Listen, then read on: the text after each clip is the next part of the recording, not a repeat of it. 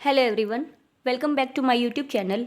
आज की वीडियो में हमने टॉपिक लिया है वर्क टाइम वाला, जिसमें सबसे ज़्यादा प्रॉब्लम होती है और कॉम्पिटिटिव एग्ज़ाम्स हो उनमें आते ही आते हैं और हम ऐसे ऐसे छोड़ देते हैं। लेकिन ये क्वेश्चंस इतने इजी हैं कि एक बार आप इस वीडियो को देखो, 100% आपको क्वेश्चंस आ जाएंगे।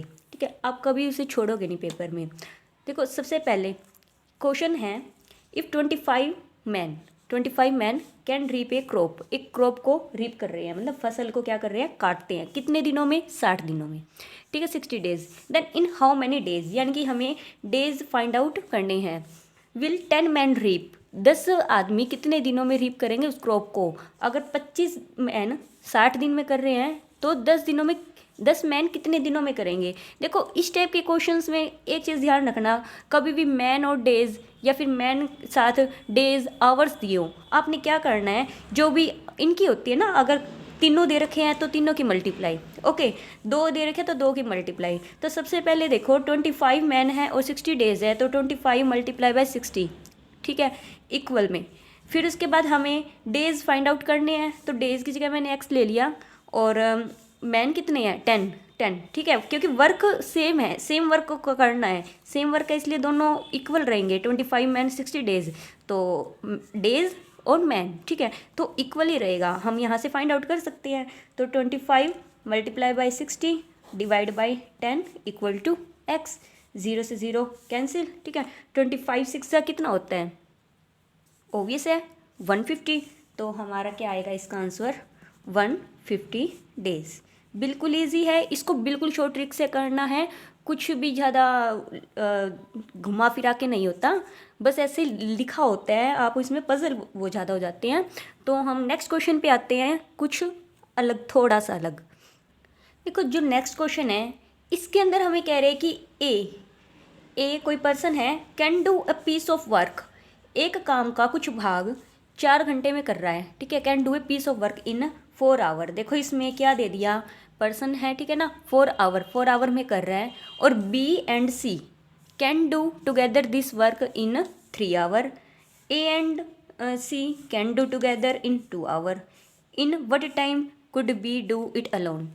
ऐसे क्वेश्चन देख के ना दिमाग घूम जाएगा, अरे ये कर रहा है, वो कर रहा है, मेरे से नहीं होगा, छोड़ दिया। छोड़ना बिल्कुल नहीं है, ये बहुत इजी क्वेश्चन है, हमने कुछ भी नहीं करना। बस देखो, इन्होंने कहा है कि हमने ए का लिख लिया।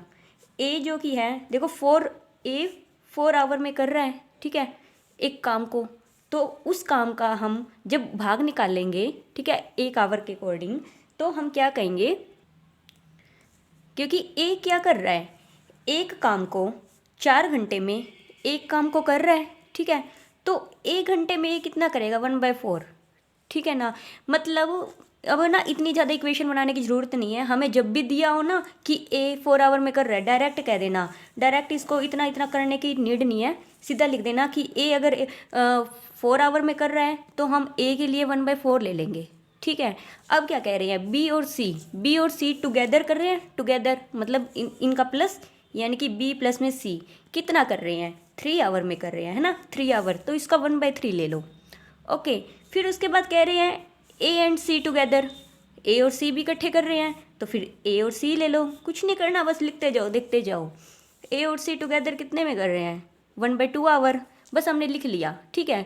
अब निकालना क्या है, कंक्लूजन पे आओ। देखो, बी का निकालना है, बी अकेला काम करेगा, बी को अकेला निकालना है। अब इसमें से बी को अकेला कैसे निकालेंगे? इनको ध्यान से देखो, एक बार इसे मत देखो क्या लिखा हुआ है, इसे देखो। देखो, बी हमने फाइंड आउट करना है, हम क्या करेंगे, ए ले लिया पहला, ए प्लस, ठीक है, बी निकालना है, बी प्लस सी, इसके अंदर इसको ऐड किया, बी प्लस में सी। हमें बी अकेला चाहिए, मतलब ना तो ए चाहिए ना सी चाहिए, मतलब इसे मैं सब्ट्रैक्ट कर दूँ, -a-c, मतलब ये हमारा इसमें से सब्ट्रैक्ट हो गया। चाहे ऐसे कह दो, माइनस में ए प्लस में सी करेंगे, ठीक है ना। इसका मतलब क्या है, देखो, a plus B plus C minus A minus C, है ना। तो ये देखना, ये कैंसिल हो रहा है, सी से सी कैंसिल, ए से ए कैंसिल, बी बचता है, अकेला बी का निकल आएगा। तो देखो मैंने क्या किया था, ए यानी कि 1/4, फिर बी प्लस में सी का ऐड किया प्लस 1/3, फिर ए प्लस में सी का सब्ट्रैक्ट किया -1/2, कुछ नहीं करना, बस हमारा आंसर आने वाला है। इसका एलसीएम ले लो, ठीक है। इसका एलसीएम हमारे पास क्या आएगा, 12 एलसीएम आएगा इसका, है ना। एलसीएम तो लेना आता ही होगा। ये 4 3 2 2 पे जाएगा, 3 1 2 1 3 3 1 1 1 2 2 ज़ा 4 4 3 ज़ा 12, ठीक है ना। 12 हमारा एलसीएम आया।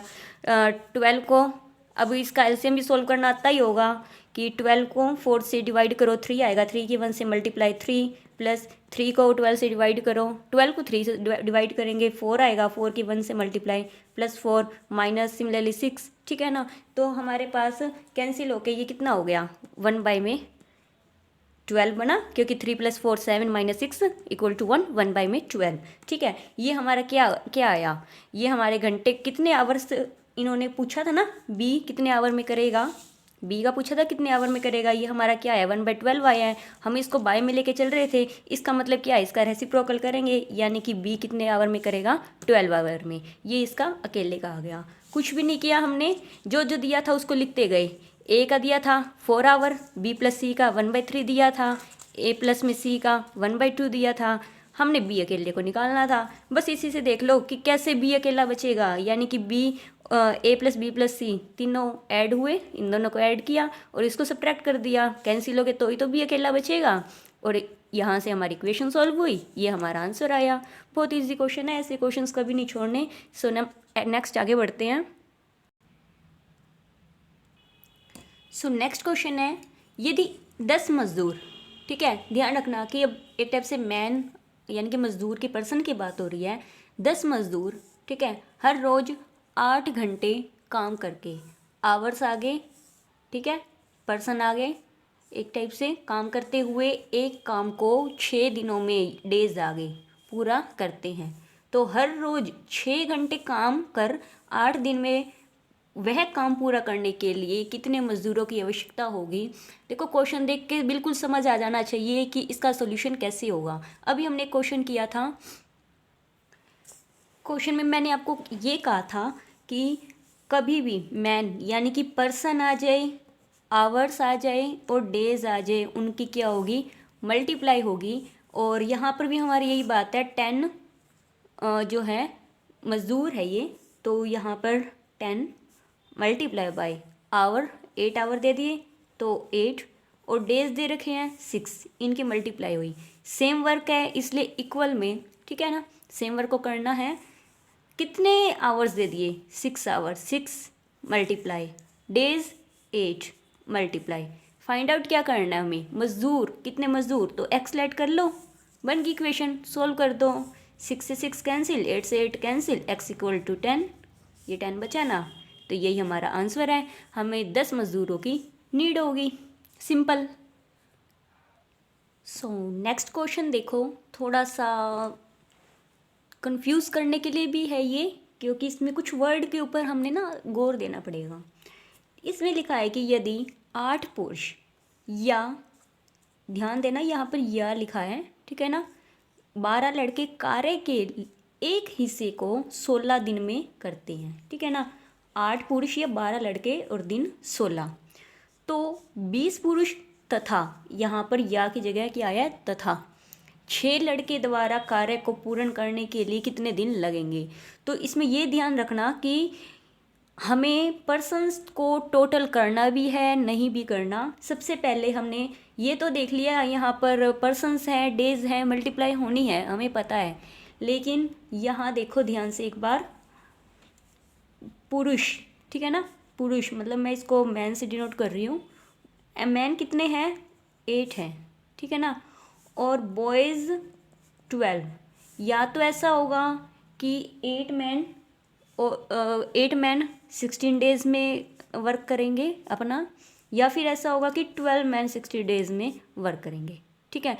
इनके बीच में रिलेशन क्या है, देखो क्या हम देखेंगे इनका रिलेशन, यानी कि जो 8 आदमी की जो पावर है ना, वो 12 लड़कों की पावर के बराबर है, ठीक है ना। यानी कि इनको अगर हम कैंसिल करें ना, तो 4 की टेबल पे जा रहे हैं, 4 × 2 = 8, 4 × 3 = 12, यानी कि जो 2 मैन हैं वो 3 बॉयज़ की पावर के इक्वल है, इक्वल काम कर रहे हैं। तो हम इसे कैसे सॉल्व करेंगे अब देखते हैं। देखो अब हमने क्या करना है, 12 लड़के, ठीक है, मैं क्या कर रही हूँ, मैन को नहीं ले रही, पहली इक्वेशन में बॉयज़ को ले रही हूँ क्योंकि दोनों इक्वली काम कर रहे हैं, ठीक है ना।